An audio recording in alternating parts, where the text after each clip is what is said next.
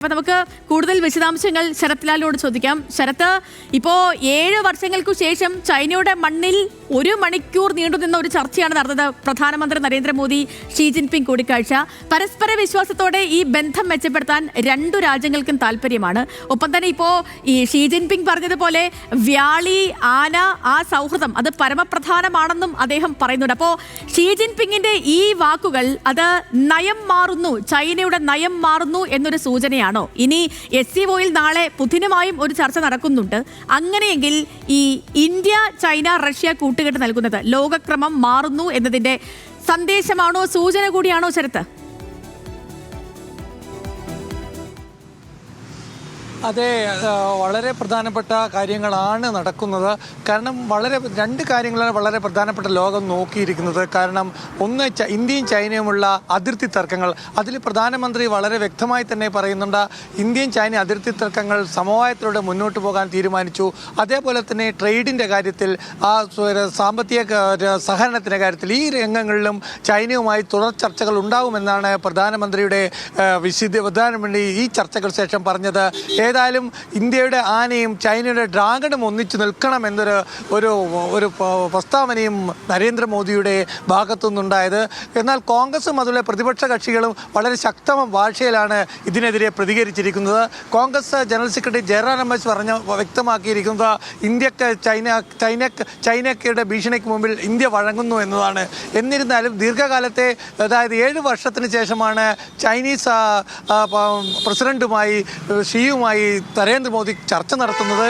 അതേപോലെ തന്നെ അതിനേക്കാട്ടും വളരെ പ്രധാനപ്പെട്ട ഒരു കാര്യമുണ്ട്.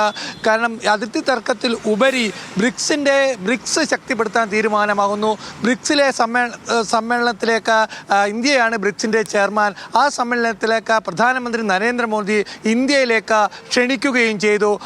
പിന്നെ ചൈനീസ് പ്രസിഡന്റിനെ സ്വാഭാവികമായിട്ടും ഇത്തരത്തിലുള്ള ഒരു സഹകരണം കൂടുതൽ കാര്യങ്ങളിലേക്ക് നീങ്ങുമെന്ന് തന്നെയാണ് പറയേണ്ടത്. അതുമാത്രമല്ല, റഷ്യൻ പ്രസിഡന്റ് വ്ളാഡിമിർ പുടിനുമായിട്ടും പ്രധാനമന്ത്രി ചർച്ച നടത്തുന്നുണ്ട്. ത്രികക്ഷി സഹകരണം എന്നതാണ് ഇതിനെ വിദേശ മാധ്യമങ്ങൾ വിശേഷിപ്പിച്ചത്. ഇതിനോടുള്ള ഒരു പ്രതികരണവും നരേന്ദ്രമോദി നടത്തിയിട്ടുണ്ട്. മറ്റു രാജ്യങ്ങളുടെ ലെൻസിൽ കൂടിയല്ല ഇന്ത്യ ചൈന ബന്ധത്തെ കാണേണ്ടത്. അതായത് അമേരിക്കക്കുള്ള പരോക്ഷമായ താക്കീതാണ്.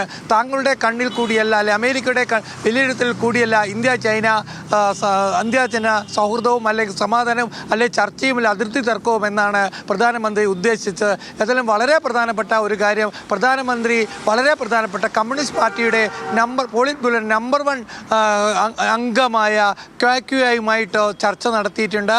അത് വളരെ പ്രധാനപ്പെട്ട ഒരു കാര്യമാണ്. അടുത്ത ചൈനീസ് അധികാര കേന്ദ്രമാണ് ക്വാക്യു എന്നാണ് പറയുന്നത്.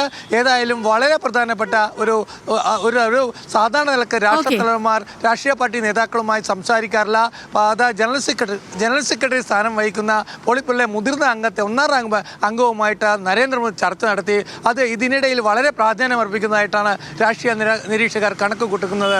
ശ്രീലക്ഷ്മി, തീർച്ചയായും ശരത്ത്. ഓക്കെ, അപ്പോൾ അമേരിക്ക സൃഷ്ടിച്ച വ്യാപാര പ്രതിസന്ധികൾ ഉണ്ടായിരുന്നു. ഇതിനിടയിലാണ് 7 വർഷങ്ങൾക്കു ശേഷം പ്രധാനമന്ത്രി നരേന്ദ്രമോദി ചൈനയിലേക്ക് എത്തിയതും ചൈനീസ് പ്രസിഡന്റ് ഷീ ജിൻപിങ്ങുമായി കൂടിക്കാഴ്ച നടത്തിയതും ഈ രീതിയിലുള്ള തീരുമാനങ്ങളിലേക്കൊക്കെ എത്തിയതും. ഇനിയിപ്പോൾ നമുക്കൊരു ജോയിന്റ് പ്രസ് മീറ്റ് ഒക്കെ അതിലറിയാം കൂടുതൽ കാര്യങ്ങളൊക്കെ എങ്ങനെയാണെന്ന്.